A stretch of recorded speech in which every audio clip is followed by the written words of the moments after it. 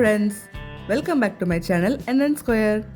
ஒவ்வொரு உணவிற்கும் சிறந்த சுவை தாருங்கள்.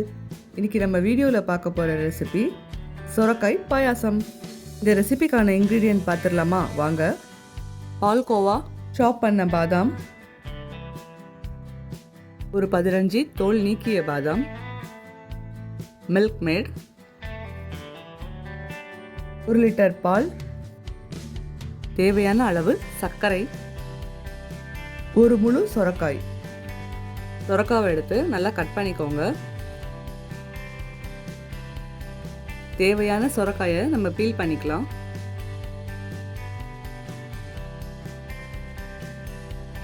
இப்போ இந்த சொரக்காவை 2ஆ கட் பண்ணி உள்ளே இருக்கிறத நம்ம எடுத்து போட்டுடலாம். உள்ளே இருக்கிற விதையெல்லாம் நீக்கிட்டு இந்த மாதிரி துருவிக்கலாம். ஒரு பவுல் எடுத்து அதுக்கு மேலே இந்த மாதிரி ஒயிட் கலர் கிளாத் போட்டு நம்ம துருவி வச்சுருக்க சொரக்காவெல்லாம் இந்த மாதிரி ஆட் பண்ணிக்கலாம். இப்போ இது எல்லாத்தையுமே சேர்த்து பிடிச்சி உள்ளே இருக்கிற தண்ணி எல்லாமே நம்ம ஃபில்டர் பண்ணி எடுத்துக்கலாம். கொஞ்சம் தண்ணி கூட விடக்கூடாது, எல்லாமே ஃபில்டர் பண்ணி எடுத்துடணும். அப்போ தான் சாப்பிடும் போது சொரக்காய் டேஸ்ட்டாக இருக்கும். இந்த மாதிரி எல்லா தண்ணியுமே எடுத்த பிறகு இப்போ இதை ஒரு பவுலில் சேஞ்ச் பண்ணிக்கலாம். இப்போ இந்த பாயாசத்துக்கான பேஸ்ட்டு ரெடி பண்ணிடலாம்.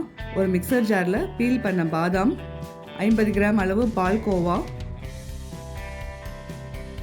தேவையான அளவு பால், இது மூணுத்தையுமே ஆட் பண்ணி நல்லா ஒரு ஃபைன் பேஸ்ட்டாக அரைச்சி எடுத்து வச்சுக்கலாம். பாருங்க, இந்த கன்சிஸ்டன்சியில் ஒரு ஃபைன் பேஸ்ட்டாக அரைச்சி எடுத்து வச்சுக்கோங்க.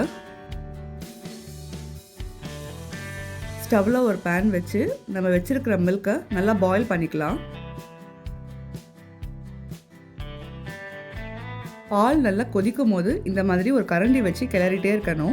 1 லிட்டர் பால் இப்போ 1/2 லிட்டர் பால் ஆயிடுச்சு. பாருங்க, இந்த ஸ்டேஜில் சொரக்காவை உள்ளே ஆட் பண்ணிக்கலாம். எல்லாத்தையுமே மொத்தமாக சேர்த்துடக்கூடாது, கொஞ்சம் கொஞ்சமாக தான் ஆட் பண்ணணும். எல்லாத்தையுமே சேர்த்த பிறகு மெதுவாக கிளறி விடுங்க. இந்த ஸ்டேஜில் ஸ்டவ்வை லோ ஃப்ளேமில் வச்சே குக் பண்ணணும். பாருங்கள், இப்போ நம்மளுடைய சொரக்காய் எல்லாமே நல்லா மிக்ஸ் ஆகி கலர் கூட லைட்டாக சேஞ்ச் ஆகிடுச்சு. இந்த ஸ்டேஜில் நம்ம வச்சுருக்கிற சுகரை ஆட் பண்ணிக்கோங்க. நல்லா மிக்ஸ் பண்ணி விடுங்க. இப்போ பார்த்தீங்கன்னா மில்க்குடைய திக்னஸ் இப்போ கொஞ்சம் லைட்டாக தண்ணியான மாதிரி இருக்கும். நல்லா பாயில் பண்ண விடுங்க. விடாமல் நல்லா கிண்டிகிட்டே இருக்கணும். இப்போ பால் நல்லா திக்காயிடுச்சு. நம்ம பேஸ்ட்டாக அரைச்சி வச்சுருக்கிறதையும் உள்ளே ஆட் பண்ணிக்கலாம். நல்லா கிண்டி விட்டு ஒரு 10 மினிட்ஸ்க்கு நல்லா கொதிக்க விடுங்க. நம்ம சாப் பண்ணி வச்சுருக்கிற பாதாமை இப்போ இதுக்கு மேலே சேர்த்துக்கலாம். அவ்வளோதான், நம்மளுடைய சுவையான சொரக்காய் பாயாசம் இப்போ ரெடி ஆகிடுச்சு. இப்போ ஸ்டவ்வை ஆஃப் பண்ணிவிட்டு இதுக்கு மேலே கொஞ்சமாக மில்க் மேட் ஆட் பண்ணிக்கோங்க. நம்மளுடைய டேஸ்டியான சொரக்காய் பாயாசம் இப்போ ரெடி ஆகிடுச்சு. ஒரு பவுலில் எடுத்து சர்வ் பண்ணி கொடுத்து பாருங்கள், டேஸ்ட்டு ரொம்பவே சூப்பராக இருக்கும்.